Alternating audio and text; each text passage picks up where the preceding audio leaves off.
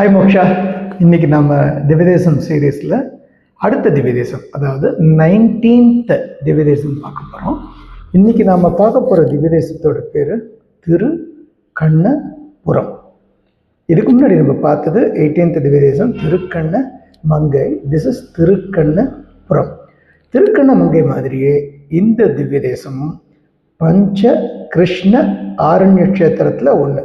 பஞ்சகிருஷ்ண ஆரண்யம் உனக்கு தெரியும், கபிஸ்தலம், கஜேந்திரவர்த பெருமாள் ஃபஸ்ட்டு, திருக்கோவிலில் உலகளந்த பெருமாள் 2, திருக்கண்ணங்குடி, திருக்கண்ணமங்கை, இந்த திவ்யதேசம் திருக்கண்ணபுரம். இந்த 5 கோவிலும் பஞ்ச கிருஷ்ண ஆரண்ய க்ஷேத்திரம்னு பேர். ஸோ ஊர் பேர் திருக்கண்ணபுரம். இது எங்கே இருக்குது அப்படின்னு பார்த்தீங்கன்னா, திருவாரூர்லேருந்து மாயவரம் போகிற வழியில் சன்னாநல்லூர் அப்படின்னு ஒரு ஊர் வரும். அந்த ஊர்லேருந்து டுவோர்ட்ஸ் ரைட் சைடில் திரும்பி காரைக்கால் போகிற வழியில் வௌவாலடி அப்படின்னு ஒரு ஊருக்கு அடுத்த ஊர் இந்த ஊர் தான், திருக்கண்ணபுரம் தான். இந்த திருக்கண்ணபுரத்தில் இருக்கிற உம்மாச்சி பேர், பெருமாள் பேர் என்னன்னா நீல மேக பெருமாள், மூலவர் பேர். முன்னாடி இருக்கிற உற்சவருக்கு நிறைய பேர் இருக்குது. ஸோ பியூட்டிஃபுல் பெருமாள், ரொம்ப பிராச்சீனமான பெருமாள், ஓல்டஸ்ட் பெருமாள். அந்த பெருமாளோட பேர் சௌரி ராஜ பெருமாள்னு ஒரு பேர். இன்னொரு பேர் அவருக்கு ரொம்ப யுனிக்கான பேர் மாப்பிள்ளை பெருமாள், மாப்பிள்ளை சுவாமி அப்படின்னு இன்னொரு பேர். இதனால் அது பெருமாளை மாப்பிள்ளையான there is a story behind it. அந்த ஸ்டோரியை நம்ம ஸ்தல புராணம் அப்போ பார்க்கலாம். ஸோ ஊர் பேர் திருக்கண்ணபுரம், சுவாமி பேர் நீலமேக பெருமாள், உற்சவர் பேர் சௌரிராஜ பெருமாள் மாப்பிள்ளை சுவாமி, தாயார் பேர் கண்ணபுர நாயகி, தாயார் பேர் கண்ணபுர நாயகி. ஊர் பார்த்தாச்சு, பெருமாள் பார்த்தாச்சு, தாயார் பார்த்தாச்சு இல்லையா? இந்த ஊரில் இருக்கிற ஸ்தல விருட்சம் மகிழம்பூ மரம். இந்த ஊரில் இருக்கிற ஸ்தல விருட்சம் மகிழ மரம். மகிழ மரம் இஸ் வெரி யூனிக் ட்ரீ. ரொம்ப ரொம்ப ஸ்வீட் ஸ்மெல்லிங், அதோட வாசனை ரொம்ப யூனிக்காக இருக்கும். இந்த மகிழ மரத்துக்கு நிறைய மெடிசினல் வேல்யூஸ்.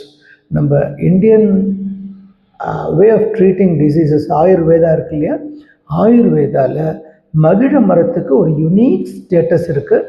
அதே மகிழ மரம் தான் இந்த கோவிலில் இருக்கிற ஸ்தல புராணம். அப்புறம் இந்த கோவிலில் சுவாமிக்கு மேலே இருக்கிற விமானம் பேர் உத்பலாவதக விமானம்னு பேர்.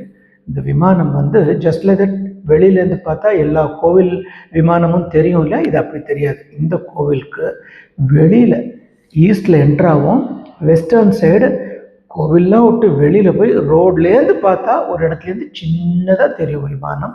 உத்பலாவதக விமானம்னு பேர். ரொம்ப யுனிக் விமானம். இந்த ஊரில் இருக்கிற புஷ்கரணி, போன புஷ்கரணி பேர் தரிசன புஷ்கரணி திருக்கண்ணமங்கை. இந்த ஊரில் இருக்கிற புஷ்கரணி பேர் நித்திய புஷ்கரணின்னு பேர். அவ்வளோ பிரம்மாண்டமான புஷ்கரணி, அவ்வளோ பெரிய புஷ்கரணி, நித்திய புஷ்கரணி. இந்த கோவிலில் பெருமாளோட ஸ்டேச்சர் ரொம்ப யூனிக்காக இருக்கும். நீலமேக பெருமாள், அவர் கையில் சக்கரம், பிரயோக சக்கரம், நம்ம ரங்கன் வச்சுருக்கார் இல்லையா, அந்த மாதிரி பிரயோக சக்கரம். அது சிஷ்ய பரிபாலனம், துஷ்ட நிகிரகம். தப்பு பண்ணுறவாளை அழித்து நல்லது பண்ணுறவாளை காப்பாற்றுறதுக்காகவும் ரெடியாக கையில் வச்சுருக்காராம் பிரயோக சக்கரமாக. கையில் அபயஹஸ்தம் இல்லை வரதஹஸ்தம் வச்சுருப்பா இல்லையா. இந்த ஊரில் பெருமாள் வித்தியாசமாக அபயஹஸ்தமும் இல்லாமல் வரதஹஸ்தமும் இல்லாமல் இப்படி வச்சுருப்பார் சுவாமி. உப்பிலியப்பன் பார்த்தேன்னா தெரியும் எனக்கு, உப்பிலியப்பன் சேவிக்கும் பொழுது நான் ஒன்று சொல்லியிருக்கேன். இந்த கோவிலையும் அந்த மாதிரி தான் இப்படி வச்சுருப்பார்.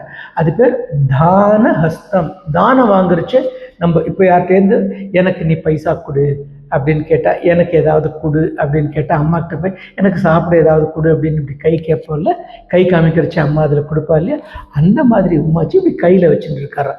எதுக்காக இப்படி உம்மாச்சி வச்சுட்டு இருக்காருங்கிறதுக்கு 2 காரணம் சொல்லப்படுறது. ஒன்று, நம்மளோட கஷ்டங்களெல்லாம் போனோடனே டக்குன்னு வாங்கிட்டு வரான்.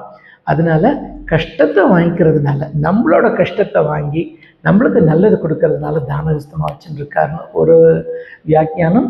இன்னொரு விஷயம் என்னன்னா, இவர் இங்கே பக்கத்தில் திருமலை ராயன் பட்டினம் அப்படின்னு ஒரு ஊர் இருக்குது. ஐ ரிப்பீட், ஊர் பேர் திருமலை ராயன் பட்டினம்னு. அது பக்கத்தில் பட்டினச்சேரி அப்படின்னு ஒரு மீனவ கிராமம் இருக்குது. அந்த கிராமத்தில் இவர் பொண்ணு எடுத்திருக்கார். இவரோட ஒய்ஃப் பேர் Padmini. She is from that place. அந்த பத்மினியை தானம் வாங்கச்சே இந்த மாதிரி தானம் ஹஸ்தம் வச்சுட்டு இருக்கிறதா ஒரு ஐதீகம். ஸோ ஊர் பார்த்தாச்சு, பெருமாள் தாயார் பார்த்தாச்சு, ஸ்தல புராணம் ஸ்தல விருட்சம் பார்த்தாச்சு, அதே மாதிரி கோபுரம் தட் இஸ் விமானம் பார்த்தாச்சு, புஷ்கரணியும் பார்த்தாச்சு. அதே மாதிரி இந்த கோவில் வந்து திவ்யதேசம் சீரீஸில் இருக்கிறதுனால, இந்த கோவில் 19வது திவ்யதேசமாக இருக்கிறதுனால இந்த கோவில் யார் யாரெல்லாம் பாடியிருக்கா அப்படின்னு பார்த்தா யூஸ்வலாக கலியன் மட்டும்தானே சொல்வேன். இந்த கோவிலில் பார்த்தேன்னா நம்மாழ்வார், பெரியாழ்வார், உனக்கு ரொம்ப பிடிச்ச ஆண்டாள், குலசேகர ஆழ்வார், இவாளோட சேர்ந்து கலியன். கலியன் இந்த பெருமாளுக்கு 1 இல்லை 2 இல்லை 100 பாசுரம் பாடியிருக்கார். கலியன் வந்து 100 பாசுரம் பாடினது 2 கோவிலுக்கு தான்.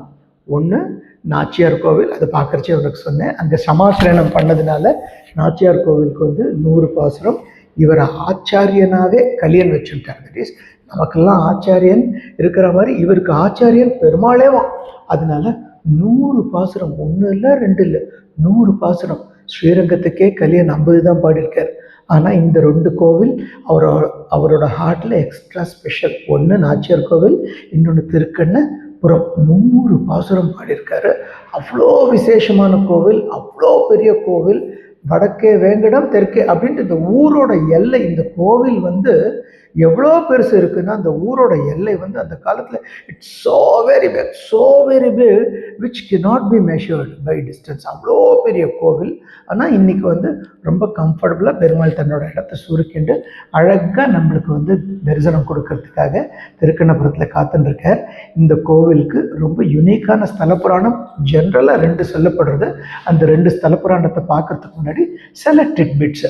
இந்த கோவிலில் வைகாசி மாசி 2 மாதம் பிரம்மோற்சவம் நடக்கும்.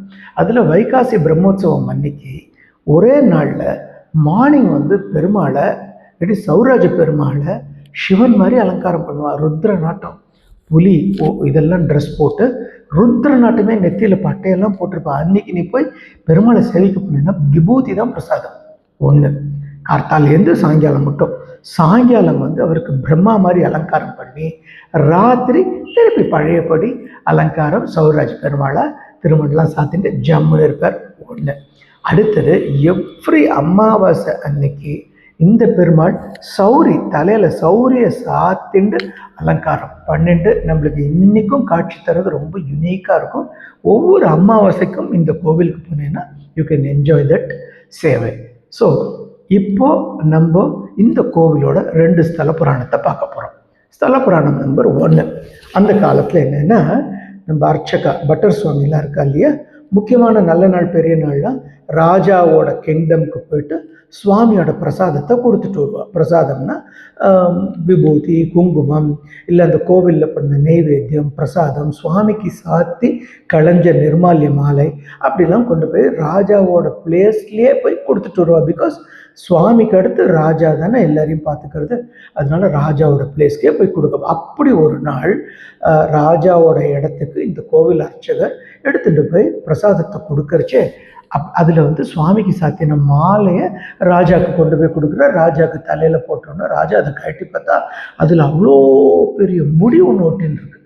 அது யாரோட ஹேர்னு தெரியல. பட் ராஜாவுக்கு ரொம்ப கோவம் வந்துடுச்சு. என்னது வேறு யாருக்கோ போட்ட மாலை எனக்கு போடுறியா அப்படின்னு அந்த அர்ச்சகர் மேலே கோச்சுட்டோன்னு அர்ச்சகர் சொன்னார், ஐயோ அப்படி சொல்லாதீங்க ராஜா, சுவாமிக்கே முடி இருக்குது, திருமுடி இருக்குது அப்படின்னு சொன்னோன்னே, நாளைக்கு நான் வந்து பார்ப்பேன், உங்கள் சுவாமிக்கு முடி இருந்ததுன்னா தப்பிச்சல், நீங்கள் இல்லை உங்களை பாருங்க என்ன பண்ணுறேன் அப்படின்னு சொல்லி மிரட்டிட்டு போயிடுறேன். இந்த அர்ச்சகர் சுவாமி வெட்டர் சுவாமி கண்ணை கசிக்கிட்டு பயந்துட்டு அழுதுண்டு நேராக நீலமேகா சௌரிராஜா காப்பாற்றுன்னு சுவாமி காலில் வந்து விழுந்துடுற, திருவடியில் விழுந்து நீ தான்ப்பா காப்பாற்றணும் அப்படின்னு ஒன்று. அடுத்த நாள் ராஜா வந்து சர்ப்ரைஸாக கோவிலுக்கு வந்து இதே பட்டர் சுவாமி இருக்கும்பொழுது வந்து பார்த்தா சுவாமிக்கு அவ்வளோ பெரிய முடி இருக்கும். அதை பார்த்தோன்னா ராஜா வாஸ் குவைட் சர்ப்ரைஸ்ட்.